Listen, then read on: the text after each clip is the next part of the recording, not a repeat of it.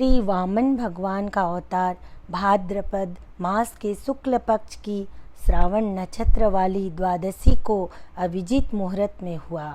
जिस तिथि में भगवान का प्राकट्य हुआ उसे विजया द्वादशी कहते हैं। कश्यप अदिति को भगवान के माता पिता बनने का सौभाग्य प्राप्त हुआ। भक्तराज प्रहलाद जी के पौत्र एवं विरोचन के पुत्र राजा बलि अश्वमेघ यज्ञ कर रहे थे। राजा बलि ने इंद्र को हराकर स्वर्ग पर अधिपत्य कर लिया था। भगवान ने देवताओं को स्वर्ग के राज्य को बलि से पुनः दिलाने के लिए वामन का अवतार धारण किया। बलि बहुत बड़ा दानी था। उसके दान की ख्याति सारी पृथ्वी पर आलोकित थी। भगवान बौने ब्राह्मण के वेश में अपनी माया से ब्रह्मचारी बनकर राजा बलि के यज्ञशाला में प्रवेश किए। बलि ने वटुक ब्राह्मण वेशधारी वामन भगवान को उत्तम आसन पर विराजमान होने के लिए प्रार्थना की।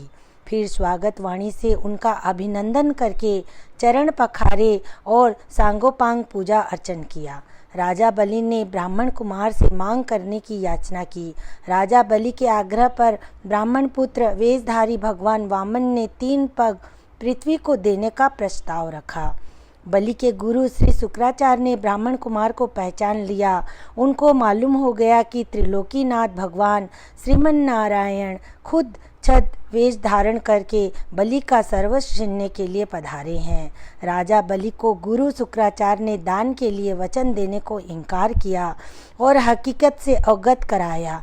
राजा बलि यह जानकर खुश हुआ कि अविनाशी भगवान विष्णु मेरे द्वार पर याचक बनकर पधारे हैं। इससे बड़ा सौभाग्य इस जीव का क्या हो सकता है। राजा बलि ने अपने गुरुदेव की बात नहीं मानी और ब्राह्मण कुमार को 3 पग जमीन देने का सहर्ष वचन देकर संकल्प कर लिया। राजा बलि के इस संकल्प की भूरी भूरी प्रशंसा करते हुए आकाश में स्थित देवता, गंधर्व आदि लोग राजा बलि के इस अलौकिक कार्य तथा सरलता की सराहना करते हुए बड़े आनंद से उनके ऊपर दिव्य पुष्पों की वर्षा करने लगे। राजा बलि के दिए वचनानुसार वामन भगवान ने अपने वटुक रूप को त्याग कर त्रिगुणात्मक रूप को बढ़ाना प्रारंभ किया। भगवान त्रिविक्रम ने अपना विशालकाय रूप धारण किया। उन्होंने एक पग से बलि की सारी पृथ्वी नाप ली, शरीर से आकाश और भुजाओं से दिशाएं घेर ली। दूसरे पग से उन्होंने स्वर्ग को भी नाप लिया। तीसरा पैर रखने के लिए बलि की तनिक सी भी कोई वस्तु न बची। भगवान का वह दूसरा पग ही ऊपर की ओर जाता हुआ महलोक, जनलोक और तपलोक से भी ऊपर सत्यलोक में पहुंच गया। बलि के पास तीसरे पग के लिए देने को कोई वस्तु नहीं बची तो भगवान ने बलि को अपने पार्षदों द्वारा वरुण के पास में बांधकर बंदी बना लिया। भगवान ने असुर राज बलि का बड़ा तिरस्कार किया और उन्हें धैर्य से विचलित करना चाहा, परंतु वे तनिक भी विचलित नहीं हुए, बड़े धैर्य से देखते रहे। राजा बलि ने तीसरा पग अपने सिर पर रखने को भगवान से विनती की।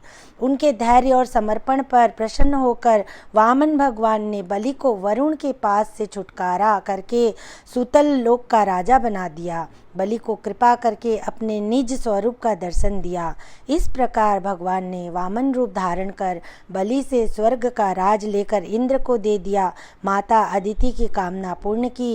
राजा बलि को सदा रक्षा करने का वचन देकर भाई बंधुओं के साथ सुतल लोक जाकर रहने की आज्ञा दी। प्रहलाद जी के पौत्र राजा बलि को अत्यंत दानवीर और अपने दादा के मार्ग पर चलने वाले परम भक्त की कीर्ति को संसार में बढ़ाने के लिए प्रभु ने वामन रूप का अवतार लिया। जय श्रीमन नारायण।